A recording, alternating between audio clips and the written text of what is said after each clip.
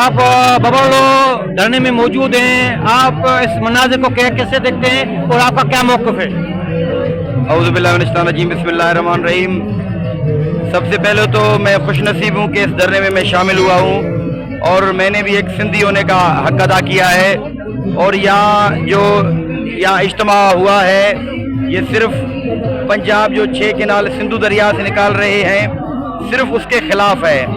हम यहाँ हिंदू भी हैं, मुस्लिम भी हैं, ईसाई भी हैं, सिख भी हैं, सुन्नी भी हैं, शिया भी हैं, देवबंद भी हैं, अहले हदीस भी हैं, सारे के सारे यहाँ हैं, सिंधी हैं सारे के सारे। हम में कोई फर्क नहीं है। जब भी सिंधु पे कोई आँच आएगी तो हम सारे इकट्ठे हो जाएंगे। और हम ये मुतालबा करते हैं कि ये 6 केनाल नामंजूर नामंजूर नामंजूर।